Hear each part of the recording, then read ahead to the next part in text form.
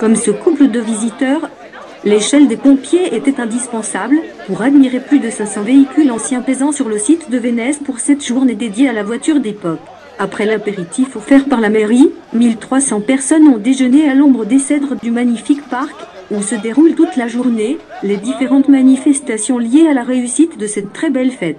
Ce ne sera qu'en fin d'après-midi, vers 19h30, que collectionneurs et visiteurs quitteront cet espace pour rejoindre le centre-ville et le jardin public près de la mairie, afin d'assister au grand concours d'élégance 2013.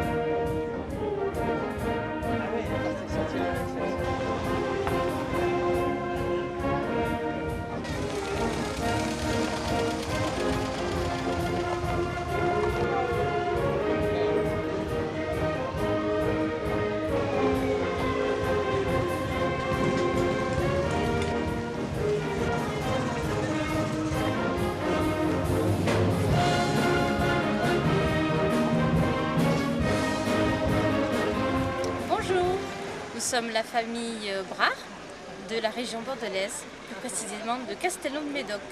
Je vous présente la 201 Peugeot, la 201B, car il y a eu plusieurs versions. Cette 201 a la particularité d'avoir été construite et fabriquée à 550 exemplaires uniquement. Pourquoi 550 exemplaires? Nous n'avons pas la raison. La seule chose, c'est que le système de pédale est inversé. Donc, on ne peut pas conduire ça n'importe comment. Voilà. Cette voiture donc, a été achetée en Charente. Elle était dans une grange. Et dans cette grange, j'avais poussé des arbres, et notamment un chêne, à l'intérieur de cette voiture.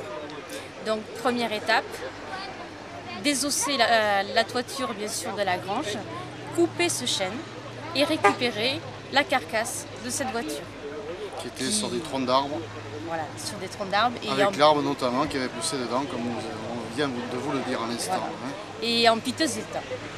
Donc ensuite, comme beaucoup de voitures de collection que l'on va restaurer, il faut souvent acheter une autre voiture pour récupérer d'autres pièces, notamment pour celle-ci, le moteur. Il a fallu trois moteurs différents pour pouvoir faire un moteur complet. Cette voiture donc, est une voiture particulière aussi car elle démarre uniquement à la manuelle et n'est toujours pas équipée de démarreur ni de batterie. Au niveau de cette passion de restauration de vieilles voitures, ce sont des milliers d'heures de travail, de démontage, avec 5 ans de restauration. 5 ans de restauration, de ponçage, de peinture, de pièces qui ont été cherchées, fouinées et quelquefois même refaites avec l'aide d'amis qui travaillent avec des tours, qui sont capables de nous refaire une pièce, et après beaucoup par le bouche à oreille et les forums sur internet.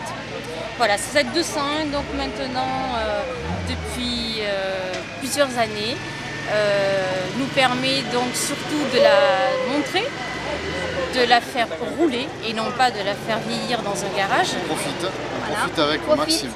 Voilà. Et on en fait profiter également les jeunes mariés qui désirent retrouver ce petit côté rétro de la Peugeot 201. Il faut savoir aussi qu'en 1930, c'était les années folles. Donc, notamment pour les femmes, la grande révolution était les robes cintrées, les chapeaux beaucoup moins volumineux, révolution au niveau vestimentaire pour la femme. Et pour les hommes, la particularité, c'est le changement de la forme du chapeau, qui du haute forme des années 1900 est passé au chapeau de New York.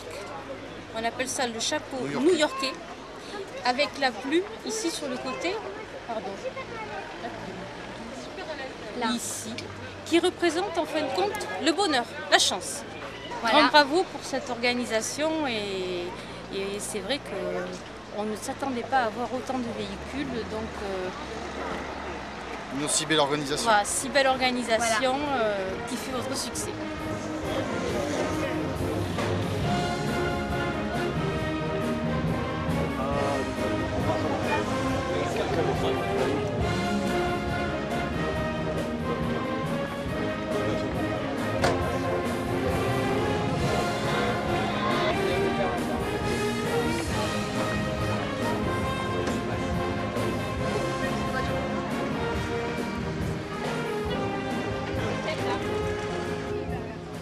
Cette voiture a été achetée neuve chez le grand-père de M. Ousti. Et elle a été achetée neuve en septembre 1935 par la famille, par ma tante. Et lorsqu'elle est décédée, j'ai gardé la voiture et je m'en sers pour des sorties que je fais avec les calanques tonencaise, sauvegarde des pompiers de Castelmauron et les 3V de Villeneuve. Elle marche toujours. L'intérieur est d'origine, elle est absolument d'origine. Elle a ses protèges au soleil d'origine, son filet est d'origine et son intérieur est d'origine. Voilà, c'est tout ce que je peux vous dire et qu'elle a été achetée en septembre, fin septembre 1935.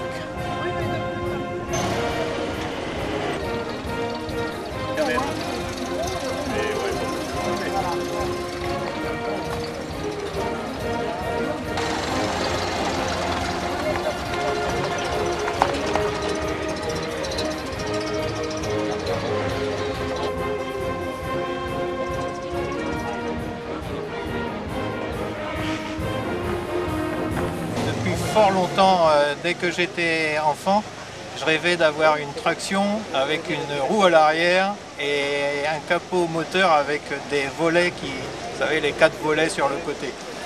Donc vous voyez, hein, c'est pas d'aujourd'hui. Et bon, et au fil du temps et des événements, j'ai pu commencer assez tard à assouvir cette passion. C'était la première voiture, c'était une 403. En 1982 par là. C'est une voiture dont je rêvais depuis très très longtemps. Je voulais une Talbot et je voulais ce modèle-là. Et j'ai eu l'opportunité, tout à fait par hasard, de pouvoir avoir connaissance d'abord qu'il y en existait une à vendre et de pouvoir l'acheter. J'ai marié ma fille dedans, bien sûr. Je la sors assez rarement finalement parce que celle-ci est de 1935. Ce n'est pas facile de s'intégrer tout à fait avec tous les autres. Donc les rallyes où on ne va pas trop vite, c'est bien. Je participe au concours d'élégance ce soir. Ça sera la première fois, je n'ai jamais fait de concours d'élégance. Et c'est mon amie Bernadette Nesplé de la FFVE qui m'a donc indiqué le concours et qui m'a dit mais il faut t'inscrire avec cette voiture. Et finalement, ben, ça s'est fait comme ça. Je suis du Tarn-et-Garonne, donc je suis près d'ici, près de Tonneins, à 1 heure de route. Cette voiture, c'est une Panhard Elevator de 1913 qui s'appelle X23 et qui a un moteur de 5 litres de cylindrée. C'est une voiture qui marche à près de 100 à l'heure. C'est une voiture qui a une quarantaine d'années, était ici à Tonneins. Elle venait de Souston dans les Landes. Et un monsieur d'ici l'a acheté et puis moi je l'ai racheté derrière. Voilà toute son histoire. Tous les rallyes qui sont avant 1914, on peut les faire et on se régale avec puisque ça a une conduite très souple et c'est une voiture qui marche très très bien. Et qui est très fiable. Voilà, alors ce soir on va avoir le plaisir de voir cette voiture au concours d'élégance. Oui, en principe oui, si tout va bien. Alors vous la présentez avec qui? Eh bien je n'en sais rien encore, ce sera la surprise que M. Moga va me faire. Il m'a dit qu'il me mettait une charmante demoiselle pour m'accompagner, alors je ne sais pas qui c'est que ça sera, vous le verrez tout à l'heure. Alors attention de ne pas dépasser la vitesse autorisée. Ah, en principe, on va essayer. Vous avez devant vous une Voisin C1 de 1922. Alors c'est une des premières voitures qu'a fait Gabriel Voisin. Bon, il avait fait des avions pendant la guerre. Et suite à ça, il a eu envie de faire des voitures. Il a dit, je ne veux plus faire des machines à tuer, je vais faire des voitures. Il est parti sur ses premiers modèles. C'est une Voisin C1 de 1922. Il y a un moteur 4 litres, 23 chevaux. Et ça s'appelle un torpedo scaphandrier, parce qu'il y a un système derrière pour mettre les dames derrière. Cette voiture était utilisée en 1922 à l'Élysée par le président Mitterrand.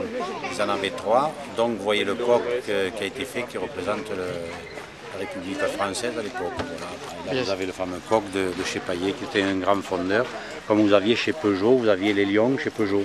Peugeot mettait des lions et Voisin mettait des coqs, et ensuite il a mis des cocottes, on appelle. La mascotte est uniquement sortie jusqu'en 1923. Après est apparue la cocotte chez Voisin que j'ai dans la voiture. Je peux vous la faire voir éventuellement. La voiture, j'ai trouvé dans cet état qui est d'origine en fait. Elle a ses pneus d'origine et pas trop de kilomètres. Elle fonctionne, je la présente au concours d'élégance et voilà, pour M. Jean-Pierre Moga est un ami depuis très longtemps et ça me fait plaisir d'avoir mené cette voiture. Vous avez un exhausteur qui prend l'essence dans le réservoir et qui vient par gravité vous alimenter le carburateur. L'entrée de l'exhausteur, vous voyez, ça rentre par le bloc. Ça, il n'y a pas de givrage du carburateur, vous voyez. Il y a un levier à l'intérieur de la voiture, un petit levier que vous manipulez en pilotant et vous passez la voiture en pot d'échappement libre. Ça lui permet de dégager, ça décale la mine de la voiture. J'étais impressionné par le nombre de véhicules anciens qu'il y avait sur le lieu de la chapelle de Vénesse. Et je dois dire que moi qui participe presque toutes les semaines à des concentrations, c'est tout à fait exceptionnel d'avoir un tel plateau. On a la chance d'avoir un maire actuel en poste qui est donc collectionneur, son prédécesseur, un maire qui est collectionneur et président d'un club.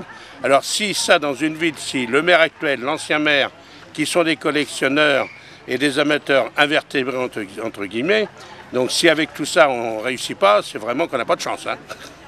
Je présente le concours, mais je ne suis pas dans le jury. Moi, je ne donne pas de notes, je présente les voitures. Après, c'est au jury, pardonnez-moi le terme, de se démerder. Ça ne va pas être facile pour eux. Ils sont 14 membres. Je pense que les délibérations vont être difficiles. Mais enfin, donc, il y a parmi ce jury, visiblement, il y a des gens incontournables qui sont des personnalités locales ou autres. Mais il y a également un grand nombre de grands spécialistes et de connaisseurs de la voiture ancienne. Et je pense qu'ils arriveront donc, après délibération, à convenir d'un résultat que je suis sûr qui sera convenable et respectueux du niveau des voitures.